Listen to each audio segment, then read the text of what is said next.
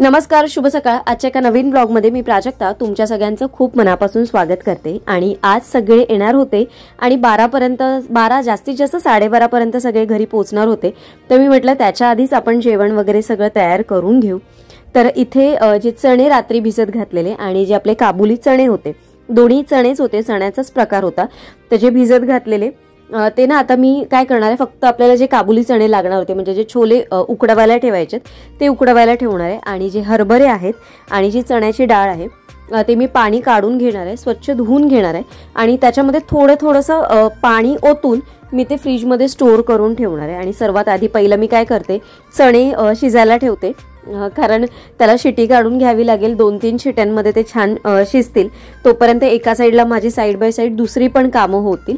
तर आज सकाळीच मी म्हटलेलं की काय काय करायचं हे तर कालच ठरवलं असल्यामुळे आज सकाळी काहीच कन्फ्युजन झालं नाही। आणि अशी थोडीशी तुमची पण तयारी जर तुमच्याकडे केलेली असेल ना, तर अजिबात म्हणजे 10 माणसं येऊ तुमच्याकडे की 20 माणसं येऊ, अजिबात टेन्शन येत नाही आणि सगळ्या गोष्टी अगदी स्मूथली मॅनेज होतात। सकाळी जेव्हा आपण जेवण करायला जातो तेव्हा आपल्या डोक्यावर पण खूप टेन्शन असं नसतं की अरे माझी ही तयारी नाही झाली आहे, माझी ही तयारी नाही झालं, माझं वाटपच राहिलं, माझे काय बोलतात तसं आपण जे काही वाटाणे वगैरे भिजत घालायचे राहिले, असं बऱ्याचशा छोट्या छोट्या गोष्टींना गडबडीत खूप विसरल्या जातो आपण। तर अशा वेळेस जेव्हा प्री प्लॅन आपण सगळं करून ठेवलेलं असतं ना, तेव्हा अजिबात टेन्शन येत नाही आणि मी त्यामुळेच सगळ्या गोष्टी व्यवस्थित मॅनेज करू शकते। तुम्ही मला बऱ्याच वेळा विचारता आणि बऱ्याच वेळा कमेंट पण असते की तू एवढं सगळं स्मूथली बऱ्यापैकी छान मॅनेज करतेस प्राजक्ता। तर त्याच्या मागचं हेच कारण आहे, थोडंसं पूर्वनियोजन। म्हणजे कुठल्याही गोष्टीचं जर तुम्ही थोडंफार पूर्वनियोजन कराल, जसं मी तुम्हाला सगळ्याच गोष्टी सांगत असते, तुम्ही कुठलीही गोष्ट करताना थोडंसं नियोजन करणं खूप गरजेचं आहे। ते जर तुम्ही केलंत व्यवस्थित तर सगळ्या पुढच्या गोष्टी व्यवस्थित पार पाडल्या जातात। तर चण्यामध्ये मी एक बटाटा घेतलाय आणि मला बटाटा आवडतो कधीतरी उसळीमध्ये वगैरे खायला, म्हणून मग मी एक बटाटा टाकला। तर तो बटाटा मी फोडी त्याच्या बारीक बारीक केल्या नाहीयेत, मी फक्त मध्ये कापून घेतला कारण तो मोठा होता म्हणून, आणि उकडायला ठेवलंय। आणि इथे बघा मी चण्याची डाळ आणि जे चणे वगैरे आहेत ते सगळं आता भरून घेते फ्रीजमध्ये। ॲक्च्युली माझ्याकडे मोठा स्टीलचा डब्बा, आता सगळे ॲक्च्युली डब्बे फुल झालेले आहेत, फ्रीज जवळपास पूर्णपणे फुलच झाला आहे माझा, त्याच्यामुळे मग आता मला या डब्यामध्ये ठेवायला लागला। ॲक्च्युली मी काय केलं, हा डबा मी फक्त फुलांसाठी वापरायची, देवपूजेच्या फुलांसाठी, पण त्याच्यासाठी मी मिशोवरनं कंटेनर मागवलेत म्हणजे फुलांसाठी वेगळे। तर त्याचा पण व्हिडिओ मी तुम्हाला येणाऱ्या व्लॉगमधनं शेअर करेन तुमच्याबरोबर, कारण मिशोवर आता सध्या ऑफर वगैरे पण चालू होती, सेल होता। तर मी ज्या गोष्टी माझ्याकडे नव्हत्या त्या थोड्या मी मागवल्यात आणि त्याचा व्हिडिओ तुमच्याबरोबर नक्की येणाऱ्या व्लॉगमध्ये शेअर करेन। आता थोडीशी गरमी चालू झाली आहे, उन्हाळा पण आहे, तर मी म्हटलं थोडासा सब्जा भिजत घालते म्हणजे सगळ्यांनाच थोडा पाण्यातनं देता येईल, किंवा आता आल्यानंतर मग काही सरबत वगैरे करायचं जरी मी म्हटलं तर त्याच्यामध्ये थोडासा सब्जा घातलेला असेल तर मग बरं, थोडासा सब्जाने थंडावा मिळतो। आणि आम्ही बाहेर पण उद्या म्हणण्यापेक्षा आत्ता दुपारपासून संध्याकाळपासूनच आम्ही बाहेर फिरायला पण जाणार आहोत, कारण त्या सगळ्या गोष्टी पण आमच्या ठरलेल्या आहेत। तर त्याच्यासाठी बाहेर जाताना म्हटलं थोडासा थंडावा म्हणून थोडासा सब्जाचं पाणी मी करून ठेवते। आणि सब्जा भिजलेला असेल ना तर आपण कशामध्ये, ज्यूसमध्ये म्हणा किंवा मग असंच थोडासा पाण्यात मिक्स करून वापरू शकतो। तर तुम्ही असं हे डेली पण करू शकता। आता उन्हाळा चालू होतोय तर ती सवय तुम्ही रोज सकाळी लावली ना तर ते बरं पडेल, की म्हणजे तुम्हाला पूर्ण दिवसभर म्हणजे व्यवस्थित सब्जाचं पाणी तुम्ही पिऊ शकता। तर इथे मी सर्वात आधी आता सचिनला पण बाहेर जायचं होतं सकाळी म्हणून त्याच्यासाठी चहा ठेवली आहे मी, कारण चहाचं एक काम माझं मध्ये असतं, म्हणजे कितीही म्हटलं ना, म्हणजे मला स्वतःला तर मी चहा पित नाही पण त्याच्यासाठी मला चहा ठेवायची असते, तर ते काम एक महत्त्वाचं आहे, तर त्याच्यासाठी चहा ठेवली आहे। आज त्याने काही ओट्सचा वगैरे जो काही नाश्ता असतो तो काहीच केलेला नाही आहे, कारण त्याला पण एका ठिकाणी बाहेर मीटिंगसाठी जायचं होतं, म्हणून मग त्याच्यासाठी फक्त चहाच ठेवला आहे। आणि चहाबरोबर तो आता काहीतरी बिस्किट्स वगैरे असं काहीतरी खाईल आणि मग जाईल। आणि मग मी माझ्या पूर्ण जे रुटीन जेवणाची आहे ती तयारी चालू केली आहे। आजचा मेनू मी अगदी साधा सिंपल ठेवलेला आहे, छोले करणार आहे, त्याचबरोबर आंबोळ्या आहेत, गोडं वरण करणार आहे, वाटपाचं वरण करणार आहे, भात असणार आहे, गुलाबजाम आहे। मी विचार करते वडी वगैरे भाजू का, पण नंतर असं मला वाटलं की छोले पण खूप हेवी होतात, वाटपाची डाळ पण खूप हेवी होते आणि त्यात आंबोळ्या पण आहेत, सगळंच खूप हेवी होईल, म्हणून मी म्हटलं वडी वगैरे आपण तळायची नाही। आता मी छोले काढून घेतले आणि त्याच कुकरमध्ये परत मी डाळ घेतलेली आहे. मी तूर डाळ आणि मूग डाळ अशी मिक्स घेतलेली आहे. त्याच्यामध्ये एक टमॅटो टाकलेला आहे आणि एक मिरची कापून टाकलेली आहे. थोडंसं हळद, थोडंसं हिंग असं टाकून हे आपल्याला आता कुकरला शिजवून घ्यायचं आहे. तर जेव्हा वाटपाची डाळ करते तेव्हा मी तूर आणि मूग असं मिक्स करूनच जाते.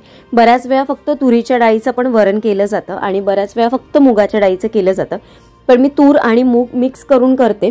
तर त्याची टेस्ट खूप छान येते आणि बॅलन्स देखील होते.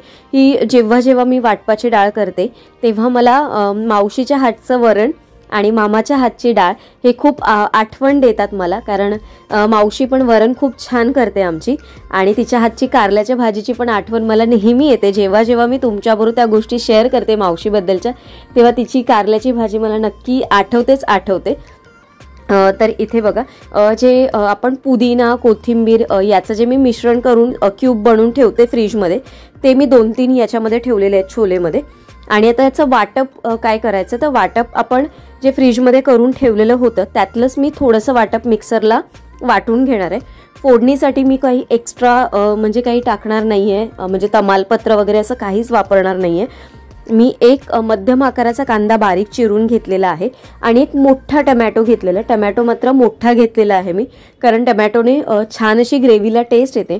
बऱ्याच वेळा काही जण वाटून पण टाकतात, पण वाटून कधी त्याला थोडासा कच्चा म्हणजे असा एक स्मेल येतो किंवा मग असं खाताना एक कच्चापणा लागतो. तर तो छानपैकी कांदा टमॅटोवर परतवला ना की तो छान त्याची टेस्ट येते. आणि जो आपण कांदा पण आहे ना छान असा तेलावर गुलाबी रंगावर परतून घ्यायचा.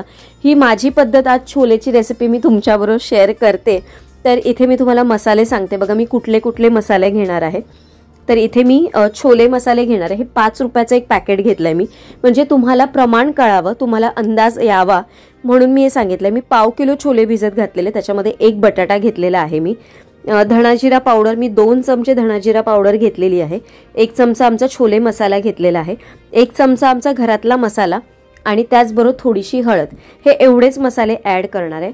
फोडणीला मात्र मी हिरवी वेलची टाकलेली आहे. तेल छान गरम झालेलं आहे, याच्यामध्ये हिरवी वेलची टाकलेली आहे. हिरव्या वेलचीने टेस्ट त्याला खूप अगदी छान येईल. म्हणजे मला तमालपत्र वगैरे टाकून अजून त्याच्यामध्ये एक असा गरम मसाल्याचा फ्लेवर नव्हता द्यायचा. थोडासा माइल्ड असा जो फ्लेवर असतो ना हिरव्या वेलचीचा, तो खूप छान येतो. तुम्ही अशा पद्धतीने एकदा छोलेला फोडणी करून बघा, तुम्हाला नक्की आवडेल. तर इथे मी आता हे छान परतून घेते आणि हे परतून म्हणजे पूर्ण कांदा जसा आपण बिर्याणीला वगैरे परततो ना छान असा गोल्डन, तसा छान परतून घ्यायचा. आणि मगच आपण याच्यामध्ये टमॅटो ऍड करणार आहोत. थोडंसं मीठ टाकणार, म्हणजे टमॅटो लवकर विरघळला जातो आणि हे जेवढं जास्त विरघळेल एकमेकांबरोबर तेवढी भाजी खूप छान अशी होते. तर आजच्या व्लॉगमधनं तुम्हाला हे जे माझा जेवणाचा व्हिडिओ आहे तो मी तुमच्याबरोबर शेअर केला. मी तुम्हाला मागच्या 2 व्हिडिओमध्ये माझं जे काही प्रिपरेशन होतं ते मी दाखवलंय.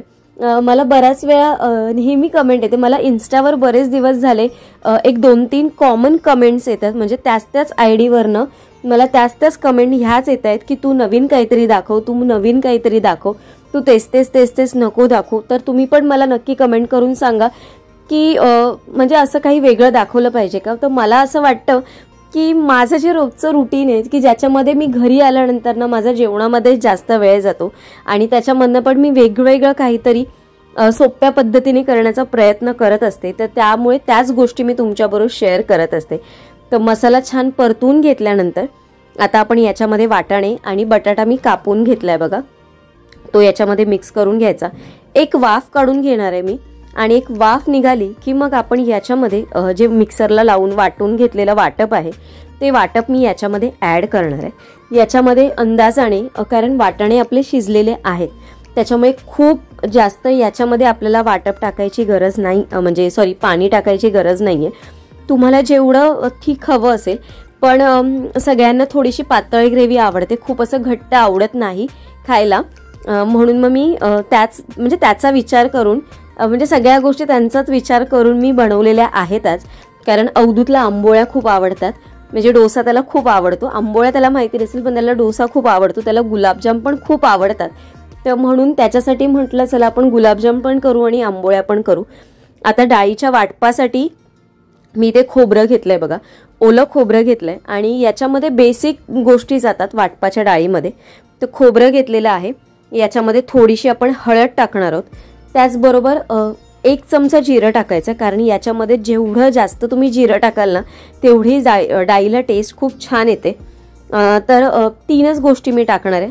याच्यामध्ये बरेचसे जण कांदा पण टाकतात, पण मी कांदा टाकत नाही.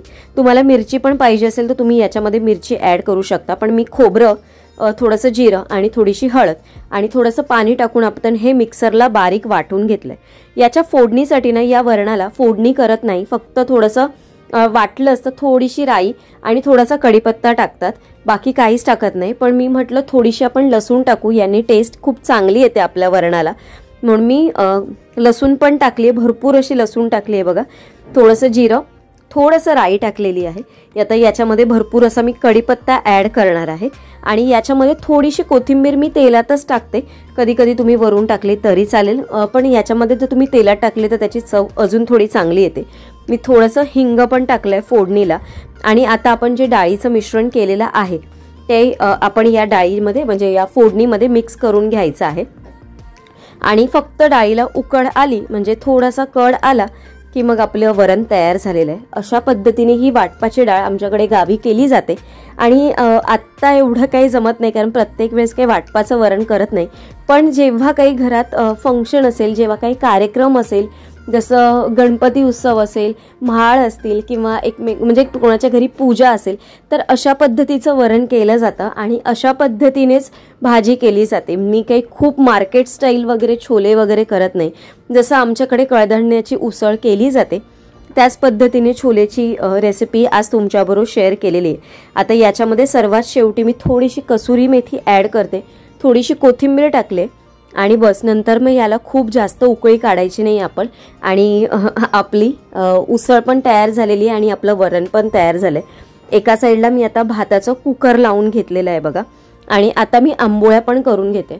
ॲक्च्युली आंबोळ्या मला थोड्याशा मी विचार करते थोड्याशा उशिरा करेन, पण मग आंबोळ्या करायला पण तेवढाच वेळ जातो, कारण एवढ्या आंबोळ्या करेपर्यंत मला म्हणजे जवळपास आम्ही 8-9 जण असणार आहोत जेवणासाठी.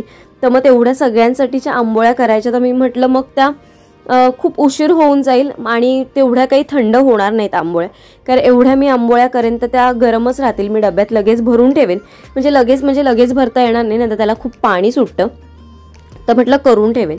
आता याच्यामध्ये या पिठामध्ये मी पीठ व्यवस्थित आलेलं आणि खूप लवकर पण आलेलं पीठ, तर याच्यामध्ये मी थोडेसे डोसे करायचे आहेत, म्हणजे खूप अगदी मी काही पातळ करणार नाही आहे.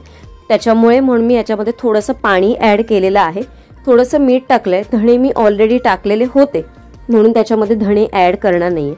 हे सगळं छानपैकी मिक्स करून घेतलं की आता मी ते डोसे करून घेते.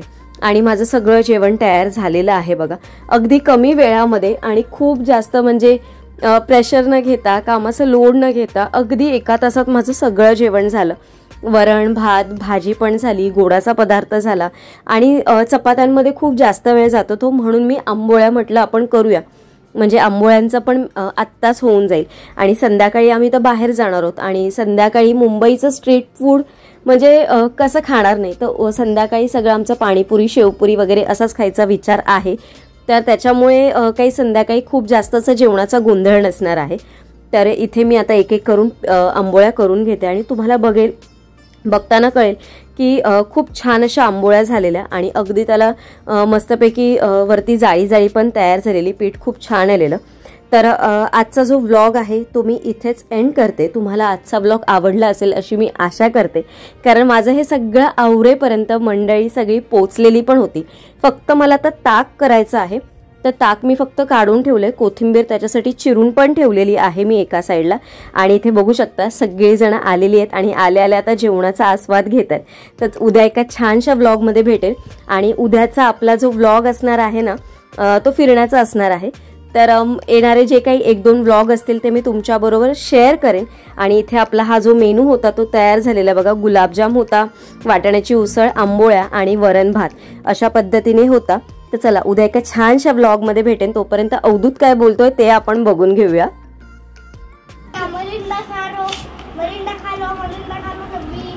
आमचे पाहुणे आलेत, या पाहुण्यांसाठीचा स्पेशल मेनू होता आमचा. नुसतं वरण भात काय पण बोलतो अवधूत.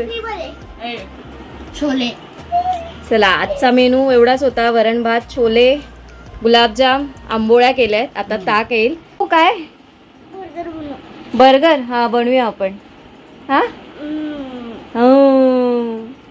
कधी बनवायचं? कधी? उद्या. उद्या, आज नाही. आज सगळं हेवी जेवण आहे हे. उद्या बनवूया. उद्या पक्का बनवायचा. पक्का बनव. खाणार का तू? खाणार. हा